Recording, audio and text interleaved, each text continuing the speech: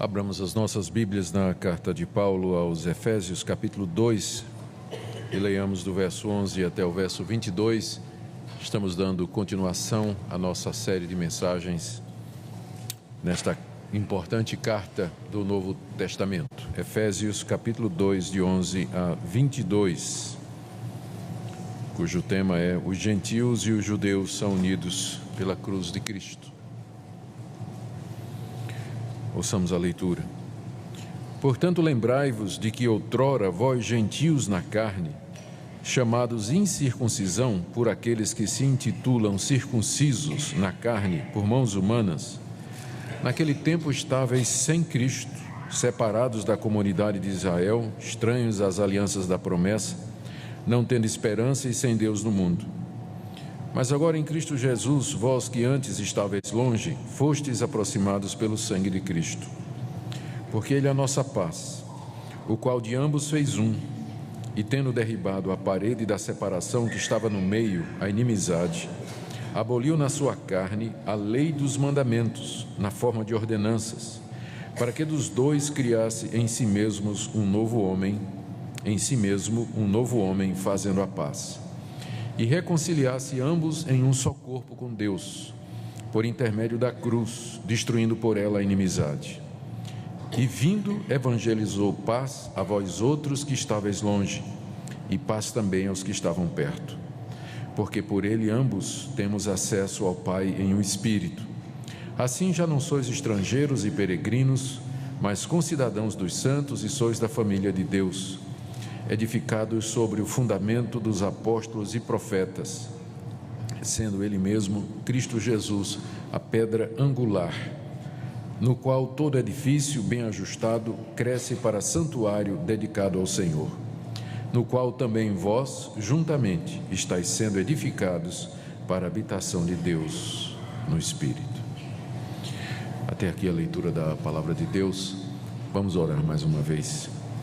Pedimos, nosso Pai, a iluminação do Teu Espírito Santo na compreensão do grande privilégio que o Senhor nos deu, a nós, gentios, de participarmos do Teu povo, de sermos chamados da Tua família e de, junto com os judeus, formar aquele novo homem que o Senhor Jesus veio criar.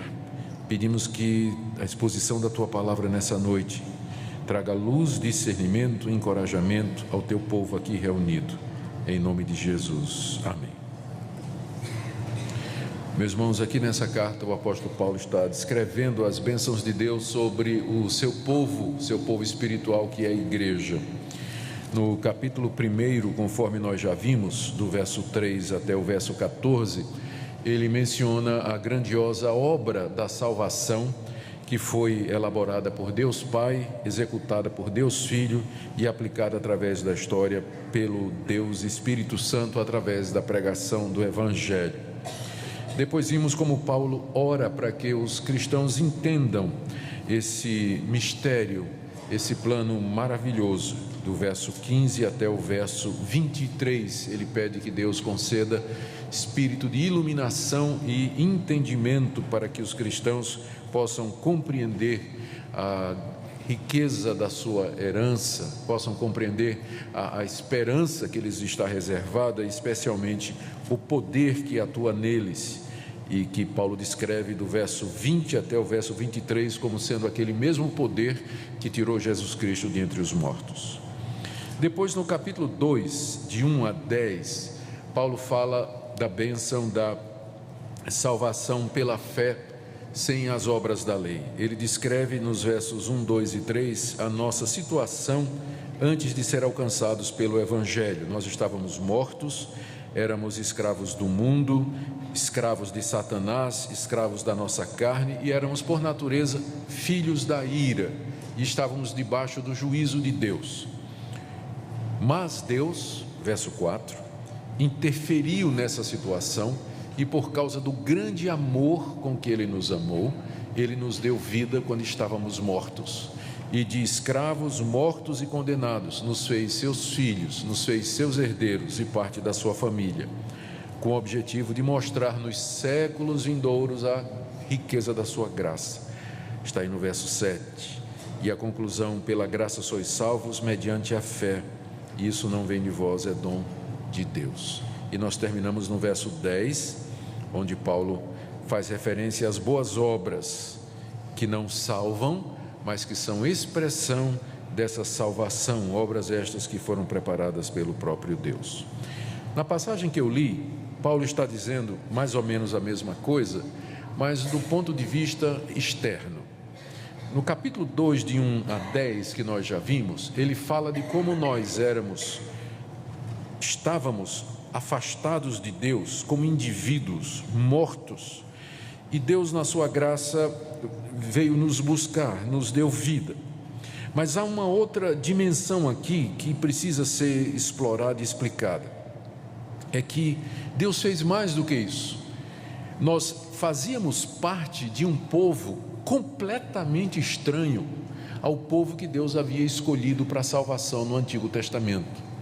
Nós éramos ou somos aquilo que na Bíblia se designa como gentios ou agentes. É uma designação para toda aquela raça, ou para todas as raças que não são a raça judia, que não são os judeus. Aqui Paulo fala como Deus acabou essa distinção entre judeus e não judeus, e ele tem somente um povo agora. A mesma obra de Cristo que nos trouxe a Deus pela fé, ela também quebra a barreira de separação entre judeus e gentios e faz um novo povo, um povo único, um povo para o louvor de Deus, que Paulo chama aqui do novo homem e que em outro lugar é chamado da igreja ou a família de Deus. Eu penso que é muito importante nós compreendermos essa doutrina, porque ela tem implicações muito sérias para nós, não só individualmente, mas também em termos religiosos. E eu queria com vocês nessa noite, ver o que o apóstolo nos ensina a respeito desse assunto tão importante. Vamos começar lembrando essa separação entre gentios e judeus. Séculos antes de Cristo, Deus chamou um homem chamado Abrão. Abrão era um arameu. Ele morava em Ur dos Caldeus, na Mesopotâmia. Ele era um idólatra. Ele provavelmente era astrólogo, segundo uma interpretação antiga. A palavra Abrão significa pai elevado, porque ele ficava olhando, elevando os olhos para o céu, examinando as estrelas para tentar discernir o seu destino e o destino das pessoas que o procuravam. Então esse era Abrão. Um dia Deus lhe apareceu e fez uma promessa e disse: sai da tua terra, da tua parentela e vai para uma terra que eu te mostrarei. De ti farei uma grande nação. Eu serei o Deus de vocês, o seu Deus e da sua descendência. Eu darei a você a minha aliança, farei com você a minha aliança. E através de você e da sua descendência virá alguém em quem eu abençoarei todas as nações da terra.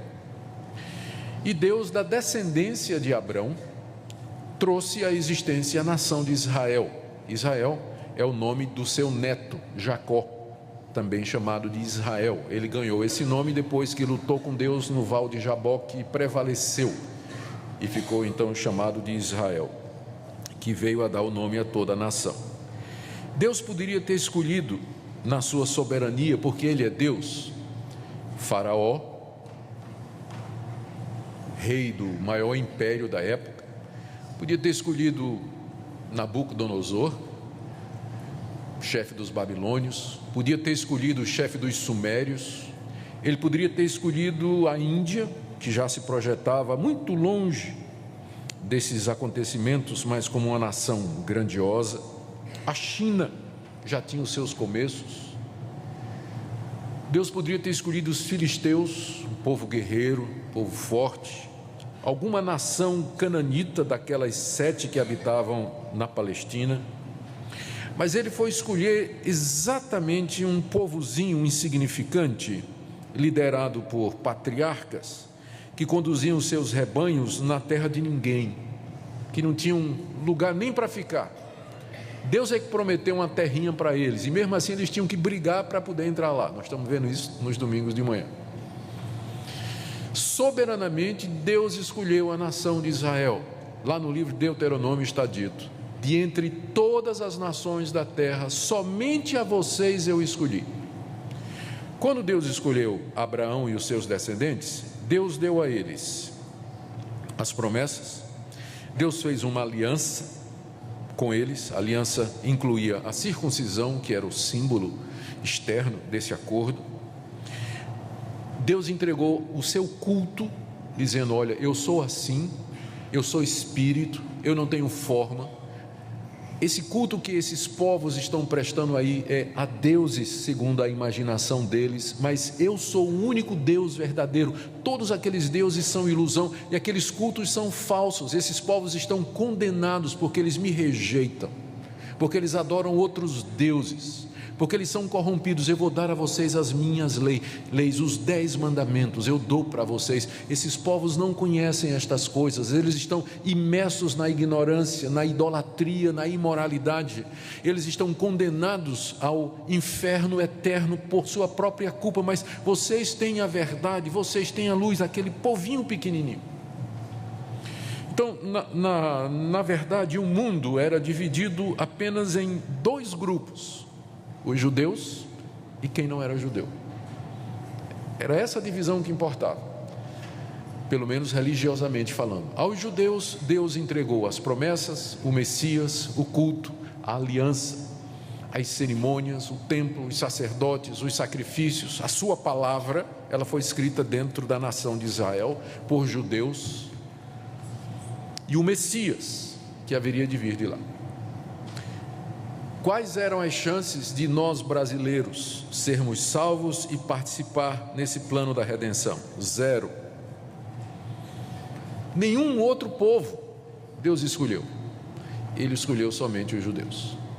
E para deixar clara a separação entre Israel e os demais povos, Deus colocou algumas coisas na sua lei que impedia o judeu de ter contato com o não-judeu. Por exemplo, as leis dietárias. Ao judeu era proibido comer carne de porco, comer sangue, comer determinados crustáceos, comer determinadas aves, comer determinados animais. Ele tinha uma dieta reguladinha. Isso impedia o judeu de sentar à mesa com quem não fosse judeu, porque o filisteu, ele comia feijoada, né? Ele assava um porquinho no final de semana, ele comia todo tipo de pássaro, não tinha restrição nenhuma. Então o judeu, né, se ele tinha um amigo filisteu, ele não tinha como sentar na casa do amigo filisteu para ter uma refeição, porque quase que com certeza ele estaria comendo alguma coisa que a lei de Deus proibia. Fora isso, tinha a questão da circuncisão. Todo macho israelita, ele era circuncidado, e aquela circuncisão era um motivo era a identificação de que aquele povo pertencia a Deus. Havia circuncisão entre os egípcios e entre outros povos, era praticada, mas por vários motivos de saúde e tudo. A única nação que tinha circuncisão por motivo religioso era a nação de Israel. Por isso, ele não podia sentar com quem fosse incircunciso. Tanto é que no Antigo Testamento, várias vezes, quando os judeus querem se referir de maneira desprezível, né? Menosprezar os outros povos, eles diziam assim: estes incircuncisos, né? Esses incircuncisos. Tinha a lei dietária, tinha a circuncisão e ainda tinha o calendário religioso. O judeu tinha que observar determinados dias, determinadas festas, eram contadinhas, havia toda uma sequência em que uma se encadeava com a outra, e isso não permitia que ele tivesse liberdade para se engajar. Por exemplo, vou sair para passear com os meus amigos filisteus, passar um mês fora. Não, ele tinha que voltar, porque em Jerusalém tinha um calendário, tinha uma data religiosa, tinha alguma coisa para cumprir. Ou seja, Deus cercou a nação de Israel com a lei, de tal forma que o judeu não tinha contato com o gentio, era quase que proibido. E o judeu, então, ele se sentia privilegiado, porque havia sido escolhido por Deus para ser o único povo de Deus, o único que conhecia de fato a verdade, o único Deus verdadeiro. Deus não se revelou a mais ninguém, a não ser a nação de Israel. Isso, com o tempo, infelizmente, levou a alguma coisa que foi uma espécie de exacerbação. O alvo de Deus, quando fez estas coisas, quando ele impôs estas leis, era incutir no povo de Israel a noção de santidade e de separação do pecado e do mundo. Vocês são o meu povo, vocês me pertencem. Essas leis, comida pura, comida impura, elas têm como objetivo ensinar vocês que existe diferença entre o certo e o errado, entre aquilo que pode e aquilo que não pode. Estas leis que ensinam para vocês que vocês em determinadas datas têm que fazer determinadas festas, elas mostram que eu sou o dono do tempo de vocês, que vocês não podem cuidar ou levar a vida de vocês do jeito que vocês querem, mas eu regulo a vida de vocês. Então todas aquelas leis tinham um objetivo didático, ensinar quem era Deus e ensinar aquele povo a aborrecer o pecado. A circuncisão, por exemplo, ela era apenas um símbolo. Lá no livro de Deuteronômio, Moisés já diz para o povo: não endureça o seu coração, circuncida o coração. A circuncisão era um símbolo da conversão interior. Tudo aquilo apontava para o que hoje nós conhecemos como cristianismo. Mas estava em figura, estava em símbolos, estava encapsulado na forma de leis, de regras e de normas, de estatutos, de ordenanças, que separavam Israel dos demais povos.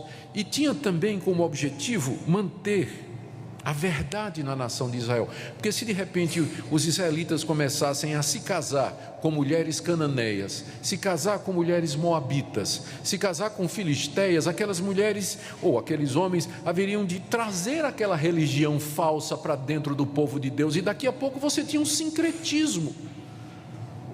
A mãe judia querendo levar o filho para Jerusalém para aprender a lei de Deus, mas o pai filisteu querendo levar o filho para adorar o deus Dagon, lá na cidade de Tiro. Como é que ia ficar isso? Então, casamento misto era proibido. Havia toda essa separação, mas ela era didática. Ela tinha como objetivo mostrar quem era Deus, o nosso pecado, a necessidade de um Salvador, a pureza do povo de Deus. Quando Cristo veio ao mundo, os judeus haviam exacerbado essa diferença. Eles, em vez de entenderem o grande privilégio que Deus tinha dado para eles, de terem sido escolhidos como povo da aliança, eles se vangloriavam da circuncisão, se vangloriavam da lei e menosprezavam os outros povos, quando na verdade o plano de Deus para eles desde o começo é que eles fossem um canal de bênção para todas as nações, como Deus disse a Abraão: em ti serão benditas todas as nações da terra. A vinda de Cristo mudou radicalmente essa situação, e é isso que eu queria que a gente visse nessa noite, e é o que Paulo está ensinando aqui. Lembrem que Paulo está escrevendo para uma igreja que é composta de judeus e não judeus, pessoas do povo de Israel que haviam crido que Jesus era o Messias, e pessoas que não eram judeus e que haviam crido que Jesus era o Salvador do mundo. A situação deles está descrita aqui nos versos 11 e 12. O apóstolo Paulo fala da situação dos seus leitores não judeus antes que o evangelho chegasse. Verso 11: portanto lembrai-vos, está escrevendo para os gentios, que outrora vós gentios na carne, chamados incircuncisão, aquele termo pejorativo que os judeus usavam, os incircuncisos, a incircuncisão, chamados incircuncisão por aqueles que se intitulam circuncisos na carne. Você percebe aqui uma ironia de Paulo, ao fato de que o judeu se gloriava de que ele era circuncidado. Só que ele diz: é uma circuncisão por mãos humanas, que não salva ninguém. A circuncisão que salva é aquela do coração, feita pelas mãos de Deus. Verso 12: naquele tempo estáveis sem Cristo, separados da comunidade de Israel, estranho às alianças da promessa, não tendo esperança e sem Deus no mundo. Paulo aqui então dá a descrição dos gentios. O que é que eles eram naquela época, antes de Cristo vir, antes do Evangelho ser anunciado para eles. Eles, com toda a sua riqueza, todo o seu império, domínio, a sua filosofia, os seus deuses, a sua religião, qual era a verdade a respeito deles? Primeiro, verso 12, eles estavam sem Cristo. De que adiantava todos os impérios do faraó, todas aquelas religiões, as pirâmides, os templos suntuosos, os jardins suspensos da Babilônia? Eles estavam sem Cristo, sem o Messias. Eles não conheciam a salvação, adoravam deuses que eram fruto da sua própria imaginação. Eles não conheciam o Salvador do mundo. Segundo, estavam separados da comunidade de Israel, aquela comunidade que Deus soberanamente elegeu para ser o povo da verdade, o povo que receberia a sua revelação e a salvação. Terceiro, eram estranhos às alianças da promessa, promessas que Deus fez de que haveria de ser o Deus daquele povo, que haveria de mandar salvação, que haveria de perdoar os pecados, que haveria de dar a vida eterna, um novo céu e a nova terra onde habita a justiça. Todas estas promessas gloriosas que foram feitas à nação de Israel, aquele povo estava fora, era estranho, eles não estavam incluídos, não era para eles, estranhos. Quarto, vocês não tinham esperança. O que eles adoravam era ilusão, os deuses deles eram falsos. As expectativas que tinham de morrer e ir para um lugar maravilhoso, aquilo era falso. A expectativa de que morrer haveria de reencarnar e assim se purificando até alcançar a felicidade plena, era falso. A esperança de entrar num nirvana, num clímax, encontrar a união perfeita com o cosmos, era falso, não tinha esperança nenhuma, era tudo mentira. Não tinha esperança. E o que é pior, verso 12, e sem Deus no mundo. A palavra Deus aqui no grego é ateus. Ateus. Não é que eles não criam, mas que eles não criam no verdadeiro Deus. Eles não tinham o verdadeiro Deus, eles não tinham Deus no mundo. Gente, essa frase, sem Deus no mundo, ou que profunda solidão da pessoa que está sem Deus no mundo.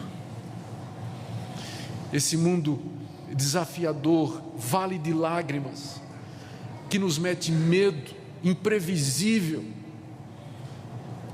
com terrores diante de nós, sem Deus no mundo. Era essa a situação dos gentios, era essa a situação dos brasileiros, era essa a sua situação e a minha. Com toda a nossa religião, toda a nossa sabedoria, todo o nosso conhecimento, toda a nossa cultura, estou pensando aqui nas culturas da época de Paulo, ele olha para aqueles povos sumérios, babilônicos, egípcios, os romanos, que era a bola da vez, e ele diz, eles estão sem Deus no mundo, sem esperança, alheios à promessa, eles não estão completamente perdidos, completamente condenados. Verso 13, mas agora, vocês se lembram que quando eu estava expondo o começo do capítulo 2, eu disse que a passagem ou a expressão mais importante dali daquele comecinho era o verso 4, mas Deus.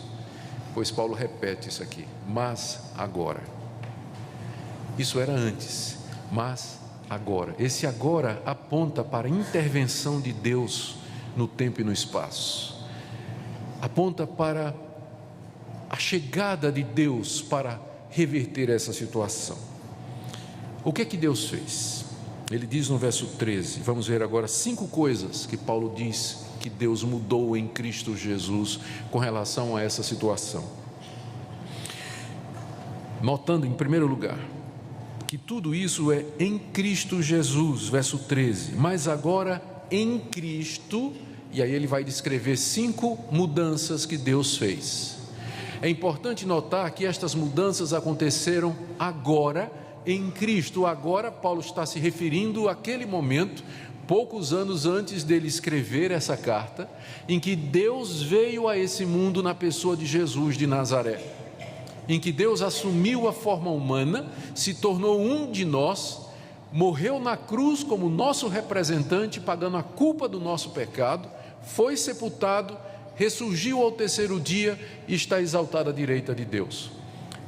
Nesse processo, nesse agora em Cristo Jesus, Deus mudou aquilo que antes Ele mesmo havia estabelecido, mas que era para ser provisório. Essa lei, essa separação, era tudo provisório e tinha um objetivo. Esse objetivo agora chegou à sua consecução, e agora chegou o momento da nova aliança, da verdade vir à tona, do antítipo que havia sido antecipado pelo tipo então surgir. A realidade que havia sido antecipada pela sombra agora surge. Mas agora, em Cristo Jesus, a mudança que o Evangelho aconteceu, ou trouxe.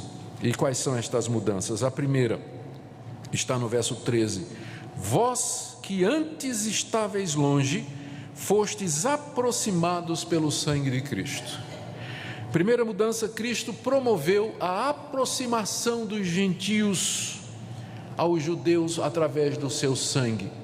Eles estavam separados, eles estavam alheios, eles eram pecadores que não conheciam a lei de Deus, mas agora pela fé no sangue de Jesus, eles são perdoados dos seus pecados e agora são aproximados ao povo de Deus. Verso 13: vocês que antes estavam longe pelos seus pecados, agora foram aproximados pelo sangue de Cristo, quando creram em Cristo, quando entenderam o que Ele fez na cruz do Calvário.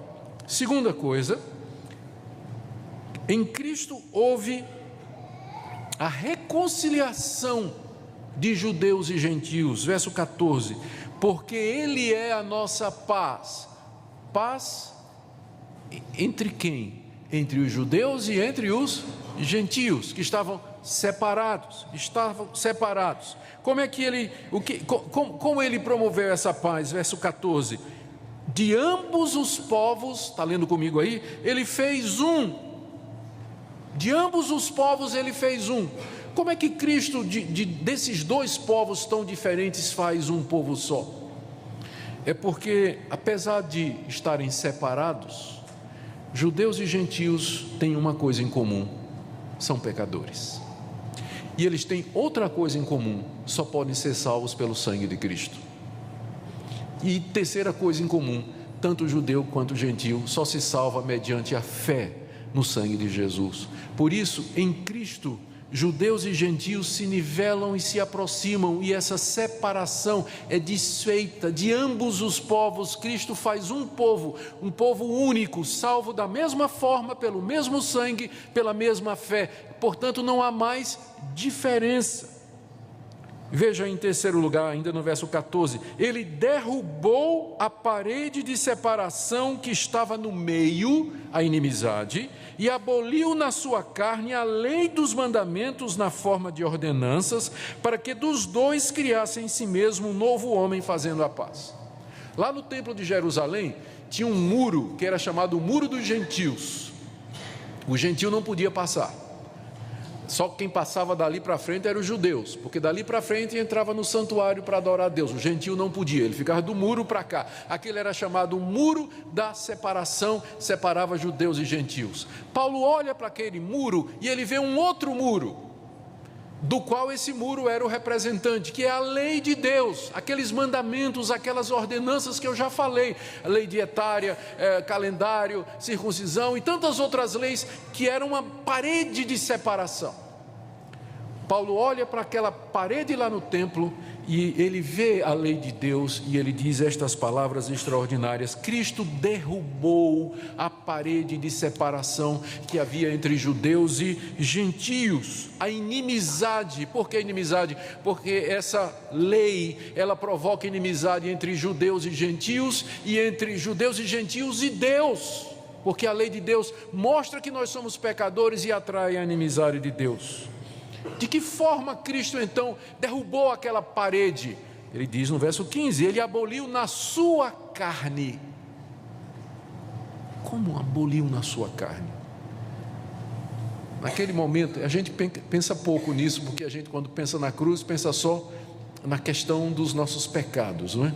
Mas quando Cristo estava sendo crucificado, num certo sentido, a lei estava sendo pregada na cruz, no sentido de que ela ali encontra o seu verdadeiro cumprimento e a sua consumação, e ali a condenação que ela traz é desfeita, e portanto ela é abolida, no sentido de papel condenador, tanto de judeus quanto gentios. Não é isso que ele diz? Verso 15, aboliu na sua carne, ele está se referindo aqui à sua morte, a morte na cruz, aboliu na sua morte a lei dos mandamentos na forma de ordenanças, não faça isso, não faça aquilo, faça aquilo outro. Cristo aboliu isso na cruz, quando ele recebeu aqueles cravos, e com esses cravos ele cravou ali aquela lei. E agora, dos dois povos, inimigos por causa dessas leis, ele criou em si mesmo um novo homem. Como assim um novo homem? É óbvio que a comparação é com quem? Adão. Adão foi o primeiro homem, e em Adão nós todos estávamos representados. Adão é o cabeça da raça, em Adão estava a humanidade toda. Mas agora Cristo cria em si um novo homem, um novo povo, uma nova raça, unida pelo mesmo princípio de salvação pelo sangue de Cristo, pela fé, abolindo assim a diferença racial. Uma nova raça, uma nova humanidade surge na cruz. Eu queria que a gente parasse de pensar na cruz somente em termos individuais. Ele morreu pelos meus pecados, isso é verdade, mas ele fez mais do que isso. Ele morreu ali naquela cruz para que você fizesse parte desse novo povo, dessa nova raça que Deus idealizou lá na eternidade. E assim ele fez a paz. Final do verso 15. Continuando, a última coisa, a penúltima coisa que Cristo fez, verso 16: e reconciliar-se ambos, judeus e gentios, em um só corpo com Deus. Judeus e gentios agora reconciliados entre si e com Deus, por intermédio da cruz, destruindo por ela a inimizade entre judeus e gentios, e entre judeus e gentios e Deus. Vindo ele, verso 17, evangelizou a paz a vocês que estavam longe, gentios, e paz também aos que estavam perto, judeus.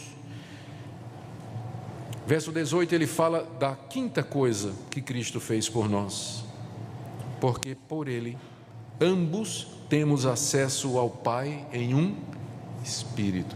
Gente, antes de Cristo vir e abolir a lei, tirar a parede de separação, destruir a divisão entre judeus e gentios, só quem tinha acesso a Deus era o povo de Israel, mas não era todo judeu.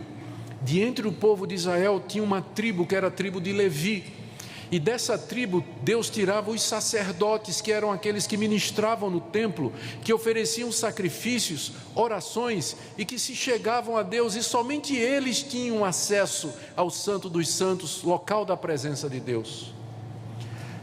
Tudo isso foi abolido agora.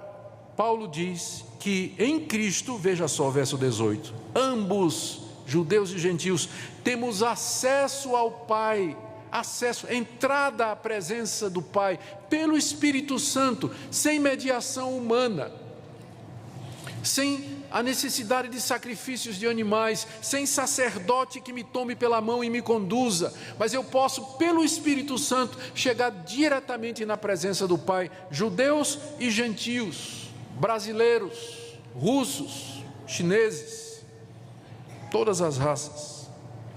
E a última coisa, verso 19: assim já não sois estrangeiros, louvado seja Deus, já não sois peregrinos, vagando por esse mundo sem Deus e sem esperança, mas são concidadãos dos santos, sois da família de Deus.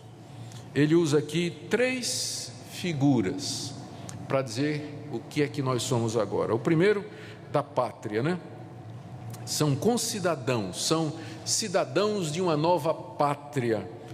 Essa pátria é a pátria que é composta, é a nação dos santos. Santos aqui não é perfeitos, mas aqueles que foram separados e chamados por Deus pelo sangue de Jesus, judeus e gentios. Primeira figura. Segunda, verso 19, vocês são da família de Deus. Não somente somos cidadãos de uma nova pátria, mas somos membros de uma outra família, a família de Deus. E terceiro, nós fazemos parte de um edifício. Somos o edifício onde Deus habita. Verso 20, edificados sobre o fundamento dos apóstolos e profetas, sendo Ele mesmo, Cristo Jesus, a pedra angular, no qual todo edifício bem ajustado cresce para santuário dedicado a Deus. Três figuras: pátria, família e edifício. Todas elas indicam o que é que nós somos agora. Essa é a razão pela qual nós estamos reunidos aqui nessa noite. E essa é a razão pela qual não deveria haver distinção entre nós, de raça, de cor, de gênero, de status financeiro ou social, porque o plano de Deus era exatamente esse, de um povo, de uma humanidade dividida religiosamente, economicamente, financeiramente, fazer um novo povo unido por algo tão forte que as diferenças fossem superadas.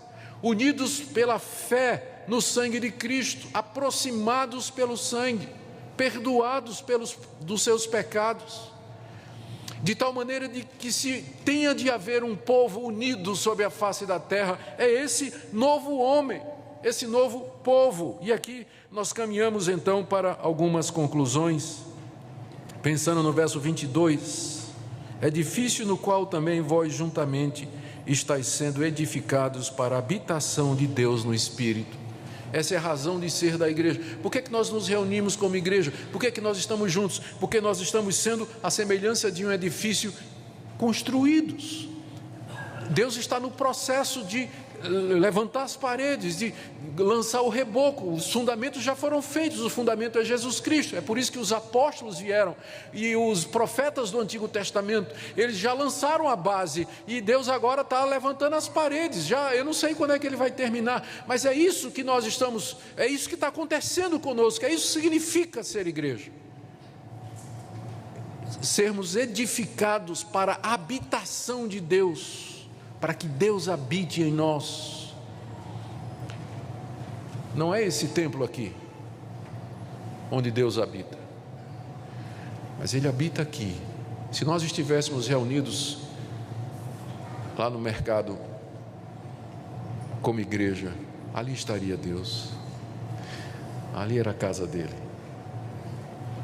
Não é aqui dentro dessas paredes, graças a Deus por elas, é um bom lugar para nós nos reunirmos e queremos melhorá-las, essas paredes e esse lugar, mas nenhum de nós aqui tem qualquer pretensão ou ilusão de que Deus habita aqui dentro.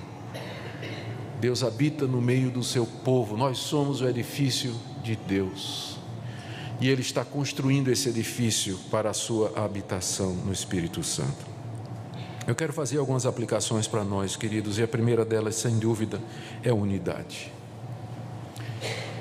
É a unidade. Por tudo isso que foi dito aqui, em nome do que Cristo fez e do alvo de Deus, você devia tolerar seu irmão. Você devia aprender a perdoar seu irmão. Você devia aprender a procurar seu irmão. Você sentiu que foi ofendido?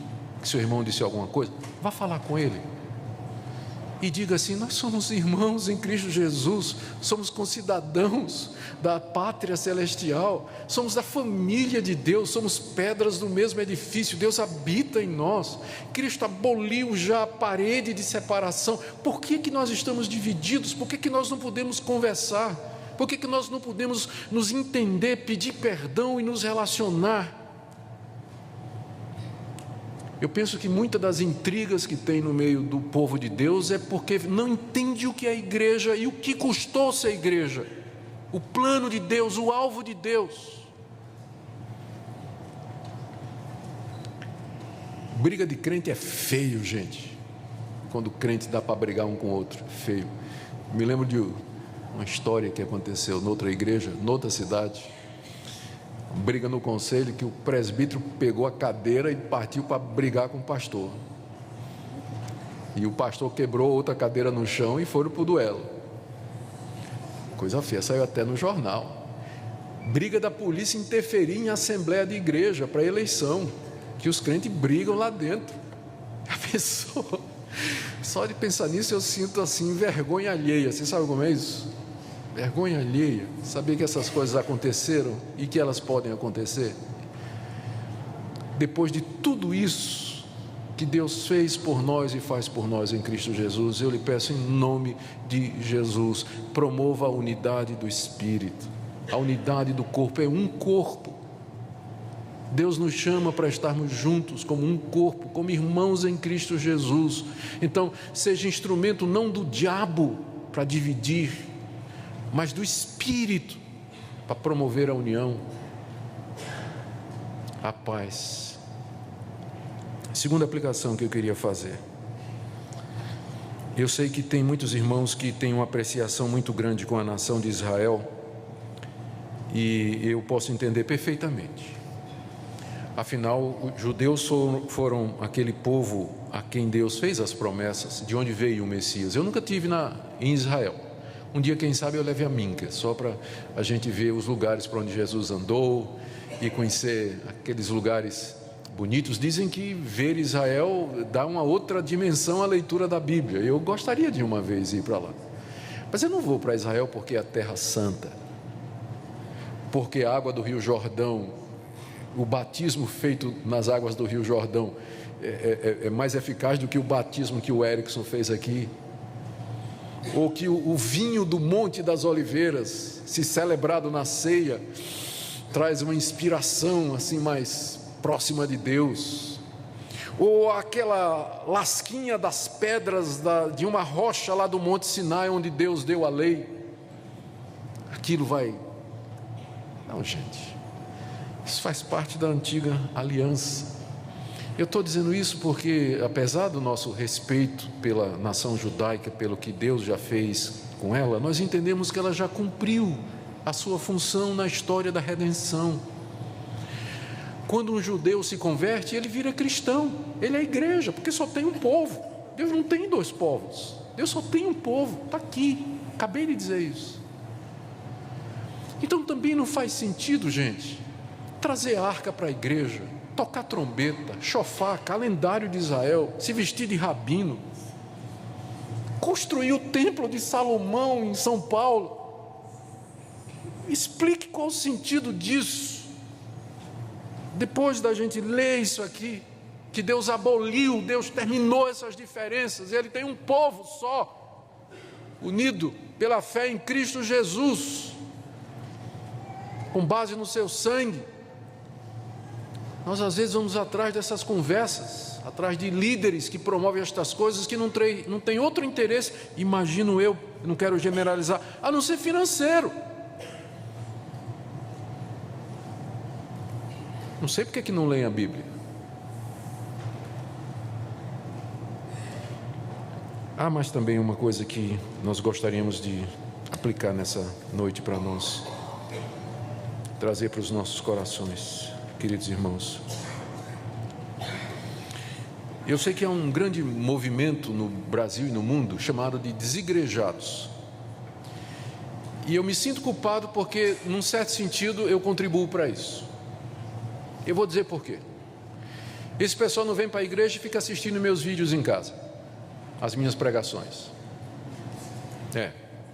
Aí manda: pastor, fui edificado, maravilhoso, suas pregações no vídeo, olha, assisto todas, não vou nem uma vez para a igreja, mas eu assisto todas em casa. Eu me sinto culpado, porque eu estou contribuindo para uma coisa que não está correta, porque não substitui. Nós acabamos de ler que um dos objetivos do sofrimento de Cristo foi trazer juntos dois povos, formar um povo, a comunhão dos santos. Isso é importante, estar junto como igreja, participar dos cultos, celebrar a ceia, ver um dos membros da igreja ser batizado, ouvir a palavra de Deus, se exortar mutuamente, cantar juntos. Foi por isso que ele morreu. Eu sei que as igrejas no mundo e também no Brasil, especialmente as igrejas organizadas, elas fizeram muita coisa errada. Muitas delas se tornaram denominações estéreis, formais, e a maior parte delas existe apenas para manter a máquina funcionando. Muitos, especialmente mais recentemente com o movimento neopentecostal, criaram impérios em nome de Deus, em nome de Cristo, impérios financeiros, com base em promessas que eles não podem cumprir e que não estão autorizados a fazer, e as pessoas se decepcionam, e aí elas tiram o resto por aquela experiência ali, e elas dizem: eu não quero mais saber de igreja, eu quero Cristo, mas não quero a igreja. Eu queria que você pensasse nisso. Eu sei que estou dizendo isso para a pessoa errada, que se você está aqui é que você não é desigrejado, né? Mas é que vai para a internet, por uma audiência muito maior do que essa daqui. Mas eu quero dizer isso, que eu não gostaria de fazer parte. Eu não quero que você deixe de vir para a igreja para ficar assistindo minhas pregações na sua casa. Não quero, porque não está correto. Deus nos deu a igreja para que nós participássemos dela, para que nós nos tornássemos membros dela, para que nós fôssemos orientados, pastoreados, ajudados, abençoados e juntos louvássemos a Deus. É isso que essa passagem significa. Que o nosso Senhor, na cruz de dois povos, Ele fez um novo homem, que Ele chama de pátria, família e edifício. Que Deus nos ajude a entender, queridos, o grande privilégio para nós, gentios, brasileiros, de fazer parte desse povo de Deus, nós que não éramos povo, nós que vivíamos sem Deus e sem esperança no mundo. Que privilégio Deus nos deu, fazer parte do seu povo, da sua igreja, entrar na herança dos judeus, mediante a fé em Cristo Jesus. E segundo, que Ele nos ajude a valorizar a igreja, grupo de discipulado, comunhão, estar com o povo de Deus durante a semana, querer conhecer os irmãos, ajudar, participar. Esse é o objetivo pelo qual nós estamos aqui.